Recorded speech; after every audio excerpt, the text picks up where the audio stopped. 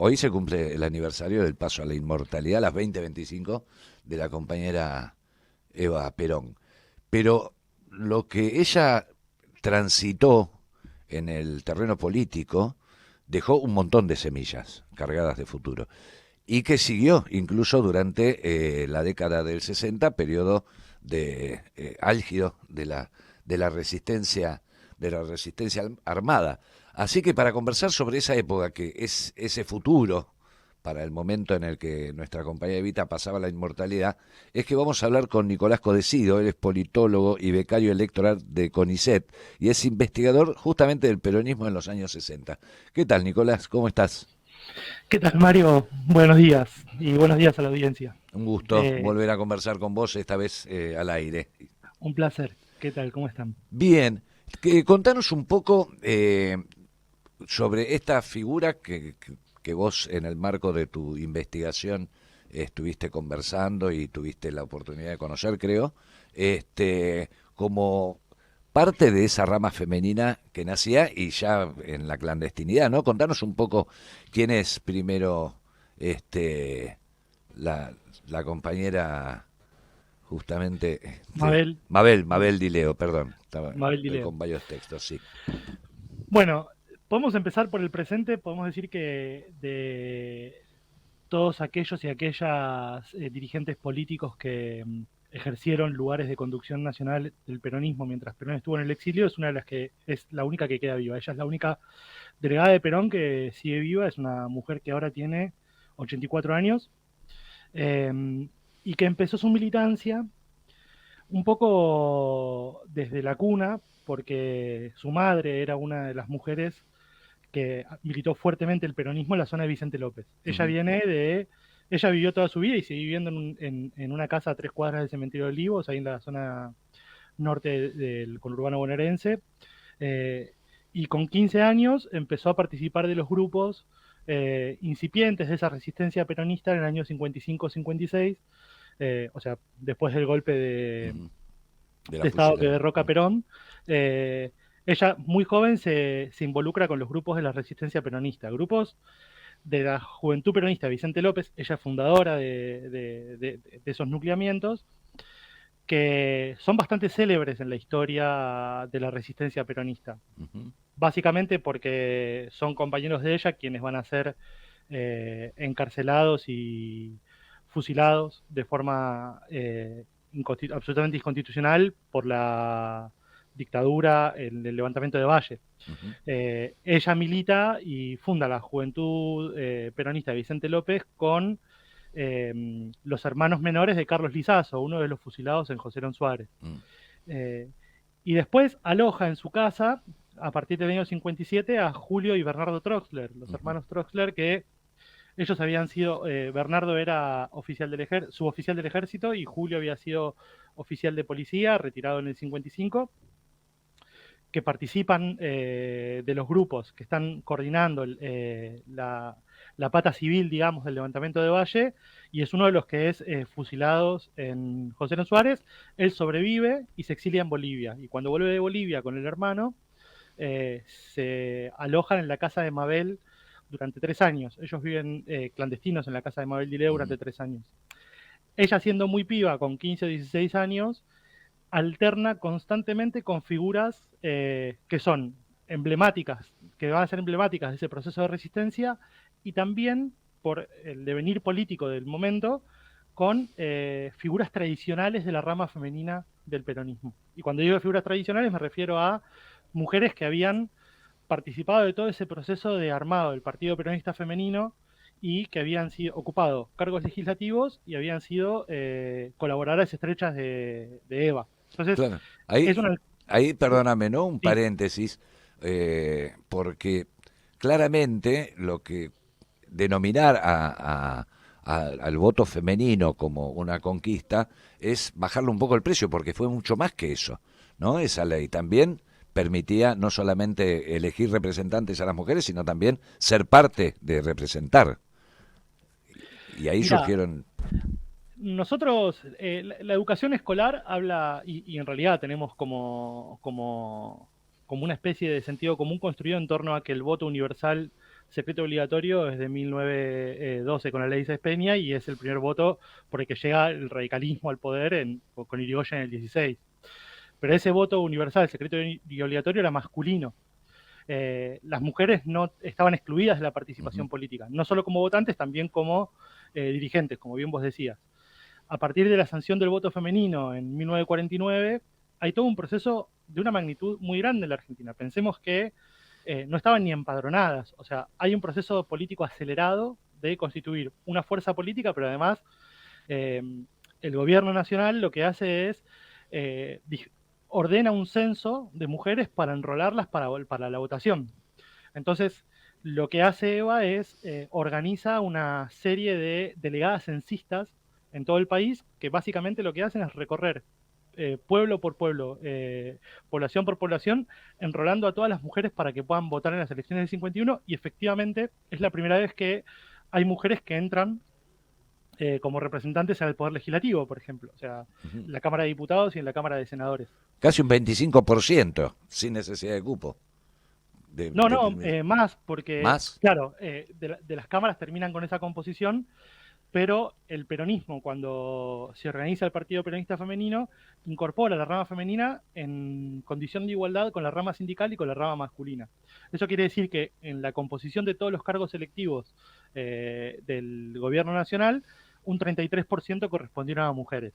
Claro. Y ahí llegaron mujeres como, por ejemplo, Juanita Larrauri, la cantora de tangos, que es una de las que graba, por ejemplo, Evita Capitana, llega a ser legisladora, parlamentaria nacional en el año 52.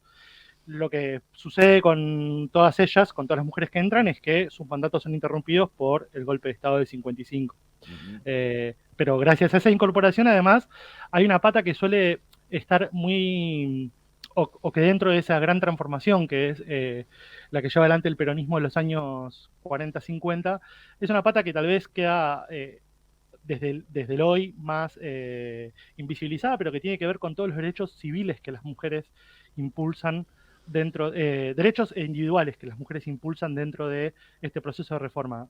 El divorcio vincular, que en realidad después la dictadura lo deroga y vuelve con el alfonsinismo, pero también los derechos de los hijos naturales, o sea, los hijos extramatrimoniales. Hay un proceso de inclusión que viene de la mano de esta construcción de ciudadanía de las mujeres, que es muy relevante en torno al peronismo. El voto es tal vez la medida más masiva en términos del alcance, pero en realidad el voto viene acompañado de, por ejemplo, mujeres que empiezan a hablar en las cámaras y que empiezan a pensar legislación y al Estado en función de sectores hasta ese momento excluidos que no son solo mujeres, ¿no? Estamos hablando de diferentes colectivos. Encima la composición, como vos dijiste, había una cantante de tango, amas de casa, maestras, que eran también los espacios asignados socialmente a las mujeres, con lo cual no solamente era revolucionario el hecho de esta participación, ahora sí universal, sino que además era revolucionaria la extracción, porque ahora si mirás son todos abogados, economistas, profesionales, tanto hombres como mujeres, pero el acceso de esa base a partir de ese censo, quería hablar con vos sobre todo, ¿sabés por qué, Nico? Porque no me gustan las conmemoraciones de la muerte y ya habiendo pasado la inmortalidad de Eva Perón, estamos hablando de todo este proceso y todo este desarrollo. Quiero dejar un paréntesis, todas las parlamentarias fueron presas. Claro, sí, posteriormente son presas en el 55. No solo presas, tienen las mujeres peronistas en general, como los hombres también, tienen interrumpidas sus carreras en todas las disciplinas, digo. Por ejemplo, Mary Terán de Weiss. ¿No? O sea, son mujeres que no han podido seguir ejerciendo ni sus profesiones ni sus trayectorias deportivas, culturales, artísticas, de la misma manera que lo hacían antes. En el caso de todas estas mujeres, la mayoría terminan presas en el 55 y por lo menos hasta una primera apertura con Frondizi están 3 años presas, como buena parte de la dirigencia del peronismo anterior al 55, ¿no? Que eso también es lo que empieza a dar lugar a la generación de Mabel. O sea, pensemos que Mabel tiene 16 años en el 56, ¿no? Claro. Los lugares que empiezan a ocupar esas mujeres tienen que ver con que la generación anterior estaba presa o exiliada, Claro. perseguida también. Y con la vacancia que queda en toda la política. Vos recién decías el lugar de las mujeres ahí. uno también puede hablar de los agregados obreros en las embajadas, algo que es Además, fascinante. O claro. sea, el cuerpo diplomático peronista lo que hace es mandar delegados trabajadores a un montón de embajadas. Y la, Muchos de los dirigentes sindicales de los años 60 fueron agregados obreros en las embajadas del cuerpo diplomático anterior. Y de hecho había obreros, bueno, obreros como diputados y senadores, discusiones en torno a la alfabetización, la formación de gente con poca instrucción formal, digamos, pero que llega a cargos legislativos con el peronismo. sí, Digo, y que eso queda plasmado también después, que ni la fusiladora, ni los bombardeos, ni nada pudo dejar instalados nuevos contratos sociales. Porque incluso, no sé en las otras fuerzas, pero en el ejército existía la figura de dragoneante que originalmente eran delegados sindicales y era la pata, digamos, popular dentro de un ejército estructurado como estaba. Es un grado que inventaron para los que Eva les compró las valles Termolina también, claro. a la Sí, corona holandesa. eso es así. No, y de Digo, todas hecho, las instituciones quedaron con un sello que por más que abolieran la Constitución del 49, por más masacre que hicieran, eso sigue estando.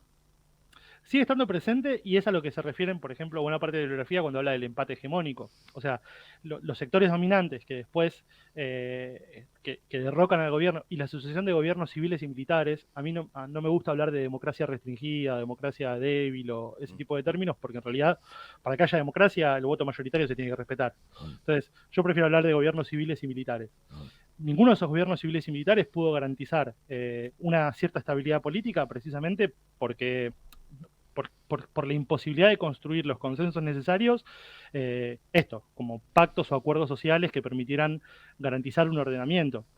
Todos esos gobiernos venían de la mano con políticas de empobrecimiento de la clase trabajadora, ¿no? Y eso es algo que es importante eh, destacar, no de la manera en la que las vivimos hoy, porque por ejemplo, el gobierno de Frondizi y incluso de Onganía tenían una mirada industrialista, pero era una mirada industrialista donde en realidad se hacía a costa del bienestar de los trabajadores, ¿no? O ujú. sea, era garantizar la rentabilidad de empresas extranjeras, de la enajenación del capital nacional y de la pérdida de poder adquisitivo y del lugar simbólico que habían ocupado los trabajadores en la Argentina a partir del peronismo.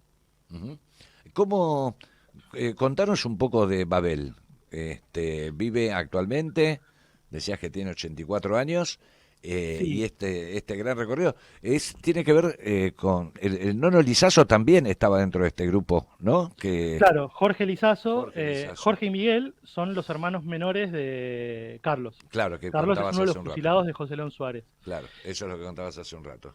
Y Ella está empieza a la militar casa con los hermanos todavía. Lizazo. ¿Cómo? Está la casa todavía ahí en Está en la Munro. casa, yo estuve en Munro. diciembre con ella porque la estoy entrevistando, mi investigación doctoral es sobre ella y sobre el mayor Alberte, Mm, con lo cual es una figura central para mi investigación, entonces la entrevisté varias veces y estoy trabajando con sus archivos, que está haciendo un trabajo muy importante en la Biblioteca del Congreso de recuperación y puesta a disposición de los archivos ujú, de diferentes militantes del peronismo de los años 60, que es muy valioso.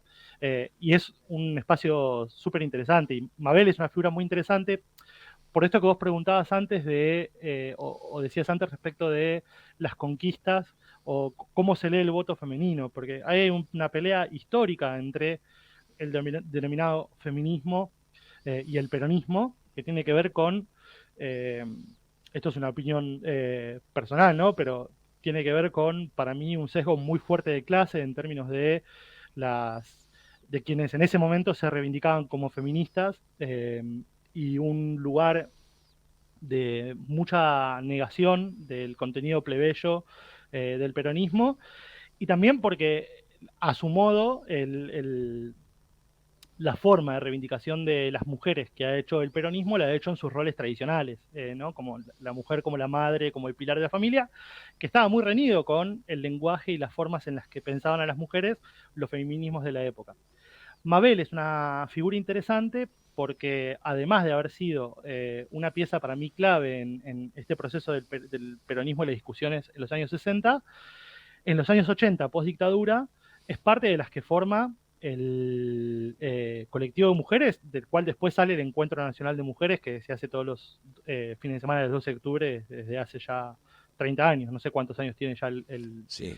Eh, digamos que ella, post-dictadura, ella es una figura donde bien se puede sintetizar algo de lo que, bueno, Cristina hablaba hace ya una década, de esto de que el peronismo tiene un movimiento nacional, popular, democrático y feminista. Ujú. Bueno, en Mabel se puede encontrar un antecedente claro de esa articulación del campo popular con los feminismos en los años 80, ¿no?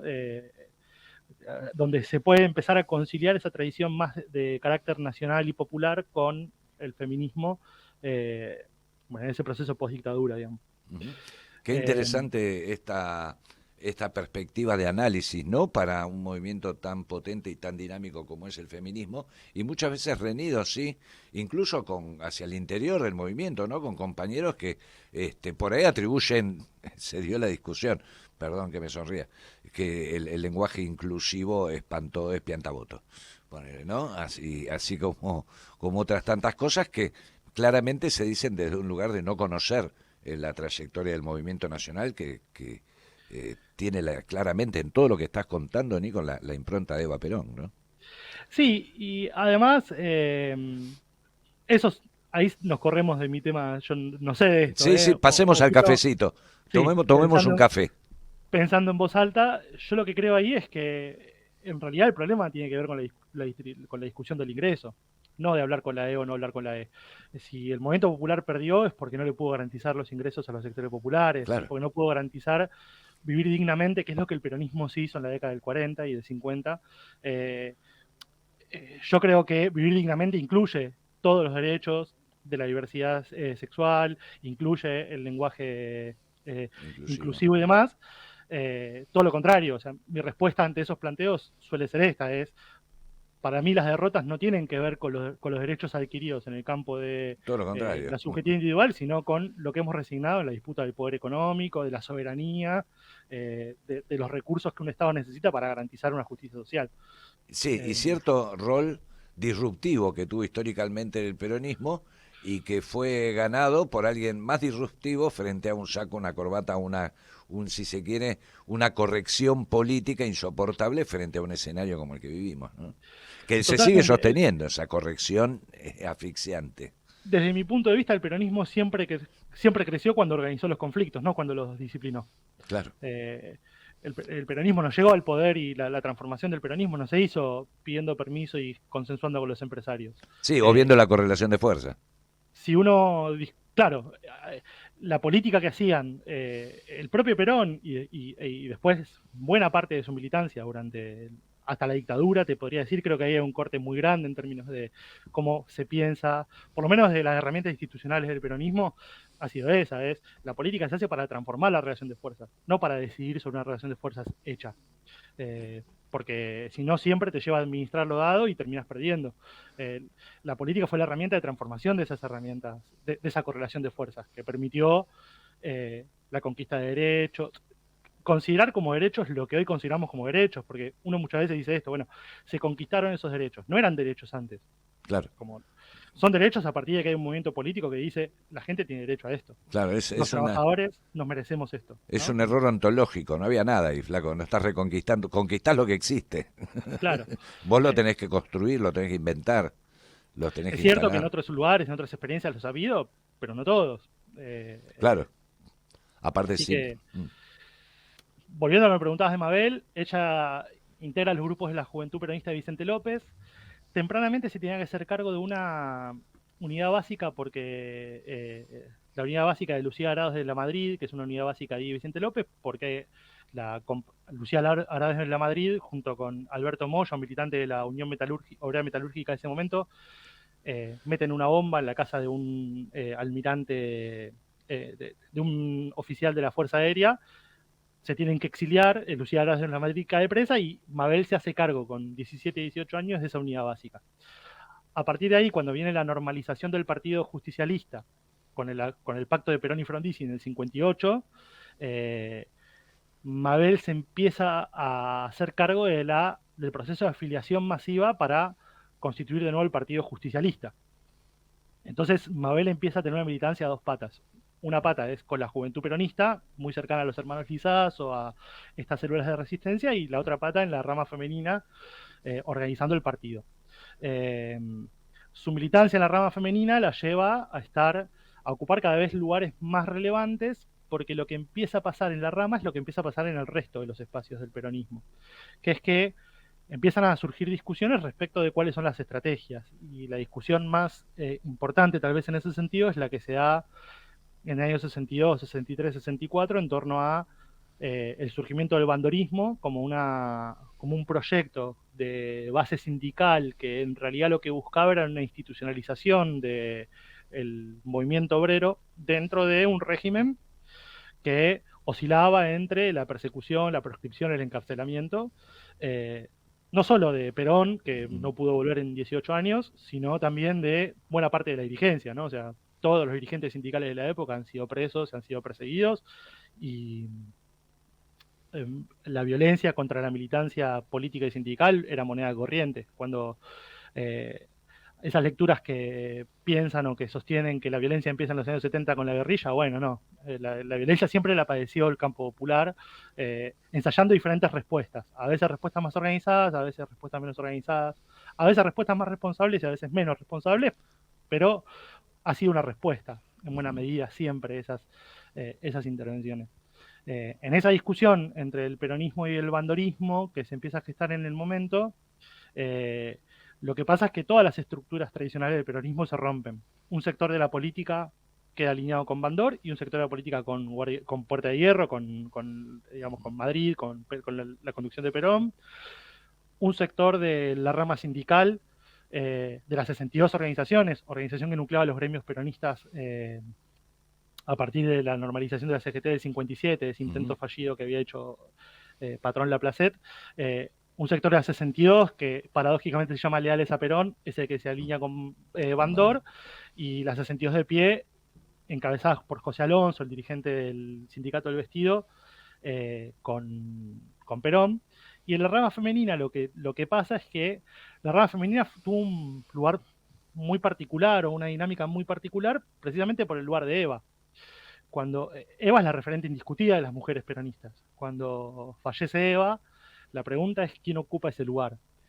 La que queda un poco como presidenta de la Fundación Eva Perón y la que encabeza el bloque, entiendo, de diputadas, no quiero equivocarme, y queda como una referente más indiscutida de la rama, es Delia Parodi. El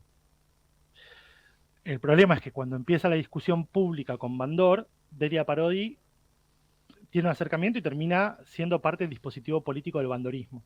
Entonces, el gran problema que tiene Perón es cómo hacer para mantener en pie una estructura que le sea medianamente leal. En ese marco es que manda a Isabel en su gira en el año 65. Isabel en octubre del 65 llega a la Argentina y está desde octubre del 65 hasta junio del 66 en el país, hasta el golpe de Onganía. En ese momento lo que hace es tratar de organizar las fuerzas, hace una gira por el interior del país y trata de organizar las fuerzas leales a Perón para disputar electoralmente las elecciones de medio término con los sectores bandoristas. Si estoy yendo muy rápido, me No, decís no, no, y no, no, paramos, ¿eh? no, porque después te quería preguntar, porque al ver que del que también hacías mención, y ojalá que tengamos una próxima charla sobre este oficial del ejército, ¿no? Sí. Que acompañó a Perón hasta el día que lo mataron, que lo tiraron por una ventana, en marzo del 76. Sí, el 24 de marzo del 76. Fue Es uno de los primeros asesinados de la dictadura. Claro, un día vamos a charlar de él. Pero bueno, en todo este diseño, ¿no? En toda esta organización. No claro, bueno, Alberto es parte del dispositivo que aporta medios económicos para que Isabel haga su gira. Él sigue en círculo. Ellos no se conocen hasta el año 66. Ahora si querés me meto un poquito en eso, pero básicamente lo que pasa es que cuando viene Isabel tiene que rearmar una rama femenina con mujeres de segundas y terceras líneas, porque su principal dirigente queda alineada con Bandor. Entonces, Mabel Dileo aparece, ella termina proponiendo a Mabel Dileo, porque Mabel Dileo empieza a tomar cierta relevancia como un cuadro joven de las mujeres de la rama femenina que tiene un fuerte activismo en zona norte de la provincia de Buenos Aires, tiene muchas relaciones con mujeres anteriores por hacerse cargo de una unidad básica que había quedado vacante, ¿no? O sea, ella con 20 años milita todo, y por su madre también era una persona muy activa en la resistencia peronista. Delia Valente, la mamá de Mabel, era quien repartía los periódicos de la Resistencia en la zona norte, ¿no? O sea, ella venía a Flores a comprarlos y los repartía en Vicente López. Mabel mama ese peronismo y esa discusión política desde su casa, y esa discusión es la que la empieza a posicionar como una referente de la rama femenina. Ellos le hacen una propuesta de organización desde la rama femenina de Vicente López a Isabel. Isabel toma la propuesta y designa a Mabel como delegada de la rama femenina. Cuando Isabel se va del país, ella queda como una de las 5 encargadas de la conducción nacional del peronismo. Eso se da en junio del 66, en pleno momento del golpe de Onganía, y Alberti empieza a colaborar con ella porque Alberti era amigo de los hermanos Troxler. Claro. Y los hermanos Troxler se habían alojado en la casa de Mabel. Entonces, cuando Mabel llega a ser autoridad del movimiento, Bernardo Troxler le dice a Mabel que tiene un amigo que la puede ayudar. Pensemos que estamos hablando de un momento donde Onganía llega al poder y las Fuerzas Armadas ocupan el gobierno, ¿no? Entonces, la política, cuando Onganía llega al poder, disuelve los partidos políticos y plantea un proceso de reforma institucional que va a durar 20 años, en los cuales va a abolir la política liberal, como decían ellos. Entonces, los partidos políticos son disueltos y pasan a transformarse como en grupos de opinión, ¿no? Entonces, o corrientes de opinión. Pero la mayoría de los cuadros y la planta de funcionarios del Estado vienen de los mandos militares, en primer lugar, y después de sectores, por ejemplo, de la democracia cristiana, que nutre un montón de lugares, sectores del radicalismo también. Monroy es uno de los que va a ocupar después, más adelante, pero va a ser parte de los del staff de gobierno de este proceso, o de este gobierno militar del 66 al 73. Entonces, Bernardo Troxler le ofrece a Mabel que Bernardo Alberti le haga informes de lectura política sobre la dinámica que se da al interior de las Fuerzas Armadas. O sea, Alberti era oficial del ejército, había sido destituido por su adscripción al peronismo, pero los que estaban en el gobierno eran todos compañeros de armas de él. Claro. O sea, el ejército, particularmente, claro, poblado de cuadros. Entonces, Alberti conocía mucho las internas del ejército y empieza a escribir informes militares para Perón, a través de Mabel Dileo. Lo que pasa es que la junta que nombra Isabel, a poco de funcionar, no logra sus objetivos, el país cambia. Cuando asume Onganía, a la asunción de Onganía, tengamos en cuenta que se sientan, por ejemplo, tanto Bandor como Alonso, las dos cabezas de las 62 organizaciones, van a la asunción de Onganía. Porque básicamente Ilia había tenido, el presidente radical había tenido una política antiobrera bastante marcada. El decreto 969, que es un decreto bastante famoso porque habilita los sindicatos por empresa, como trata de recortar el poder de el poder a las organizaciones gremiales, hizo que el movimiento obrero viera con simpatía cualquier cosa que se llevara puesto el gobierno, claro, de Ilia. Claro. Ellos van a la asunción de Onganía. Lo que pasa es que cuando Onganía asume, muy rápidamente hace una alianza con los sectores liberales del ejército, entre los cuales estaba Julio Alzogaray, el hermano de Álvaro, ¿no? Que fue piloto en los bombardeos, ¿no? No lo tengo claro eso. Yo creo que no, porque él es del ejército. ¿Es del ejército? O Manrique, sí. Yo me acuerdo que uno después. No, sí, Manrique seguro, y después los que habían Menéndez había participado, creo también. O Menéndez, que fue después. Había cuadros del ejército que habían participado, yo no sé puntualmente Alzogaray, pero sí los hermanos Alzogaray eran como parte de la línea de la dirigencia liberal de la época. Álvaro Alzogaray, el que después fue conocido por fundar la UCD. Que nos parecía terrible que nos proponga pasar el invierno al lado de esto, ¿no? Es exacto. Un estadista. Álvaro Alzogaray ya había sido ministro del gobierno de Frondizi. Claro. Vuelve a ser una especie de embajador plenipotenciario en Estados Unidos en el área económica con el gobierno de Onganía, y Julio, que era jefe del ejército, pasa a ser como una de las de las figuras más poderosas del gobierno de Onganía. Claro. En ese acuerdo con los liberales entablan un proceso de reforma y de ataque al movimiento obrero, que lo que hace es, ese principal apoyo se diluye en 2 o 3 meses. Entonces Perón lo que manda pasa de decir dessencillar hasta que aclare a decir hay que tumbar a la dictadura. Claro. Y en ese marco reorganiza de nuevo el movimiento y lo nombra Alberti, que venía con una mirada más, si se quiere, en clave insurreccional. Mabel pasa de ser de tenerlo a Alberti como asistente a convertirse en compañera en la dirección del movimiento. Alberti era el secretario general y delegado de Perón, Mabel era delegada de la rama femenina, o sea, estaba por debajo de Alberti, era el segunda línea. Ellos hacen una experiencia ahí que los termina, como tratan de construir o de reconstruir al peronismo en clave de un movimiento insurreccional. Alberti lo que le dice a Perón es, acá hay que hacer lo que se hizo en Argelia, que es que los jefes de la resistencia se pusieron de acuerdo, lanzaron un frente común de liberación y convirtieron lo que era una rebelión en una guerra revolucionaria. Y ellos trabajan todo ese año para tratar de convertir al movimiento nacional justicialista, que era como el sello que se usaba, la organización política peronista en la Argentina, tratan de constituirla como un movimiento insurreccional contra el gobierno de Onganía. Y Sí. terminan yéndose porque apoyan a los CGT argentinos. Uh-huh. Ese es el momento donde ellos son conducción del peronismo. Un momento histórico que es la base de sustento para lo que luego en la evolución del movimiento nacional fueron agregando gotas de estos otros ADN, ¿no? O por lo menos de la evolución. Nico, la verdad que está para quedarse hasta las 3 de la tarde conversando. Te esperamos de verdad un día en estudio. Vamos organizando estas charlitas que me parecen, sobre todo, miradas en clave actual, ¿no? Cuando parece que todo es desahucio, que todo es derrota. Yo calculo que el pueblo en su conjunto, masivamente, no veía, no percibía hasta que fue evidente y emergió todo esto que sí estaba pasando, no era que no pasaba nada, mientras estas dictaduras, por ejemplo, se sucedían, ¿no? No, totalmente.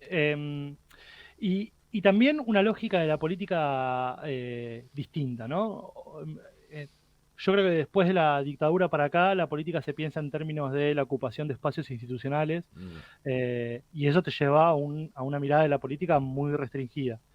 Quiero decirte dos cosas respecto de Mabel que me parecen centrales, porque yo creo que es un sector del peronismo al que hay que volver a traer sobre la mesa en estos momentos de gran orfandad que creo que tenemos Claro. como campo popular. Una es que ellos son el apoyo político, ellos son determinantes, Mabel y Bernardo, o sea, Mabel Dileo y Bernardo Alberti, en el surgimiento de la CGT los argentinos. Ellos toman la decisión política, incluso enfrentando a Perón en ese momento, de apoyar la candidatura de Ongaro frente a Bandor cuando se normaliza la CGT en el 68. Esa CGT los argentinos es la que elabora el programa que se dice que lo escribió Rodolfo Walsh, que elabora el programa más profundo en términos de reforma social, de revolución social que plantea el movimiento obrero en la Argentina. O sea, es el heredero directo de La Falda, Huerta Grande y después el programa de la CGT los argentinos. Y en segundo lugar, ya desde el llano, ellos arman lo que llaman la tendencia revolucionaria del peronismo, con un documento que se llama Táctica y Estrategia para la Toma Revolucionaria del Poder, donde hacen una síntesis la que venía hablando Perón, no la inventan ellos, entre peronismo y socialismo, ¿no? La idea del peronismo como en clave de la construcción de un socialismo nacional.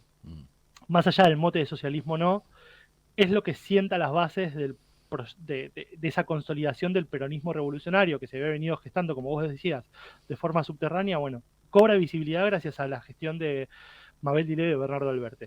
Su apoyo político es determinante para esos dos procesos, que son los dos procesos que abonan, desde mi humilde punto de vista, las experiencias más potentes en términos de esto, de proyecto de transformación del movimiento nacional en esos años, ¿no?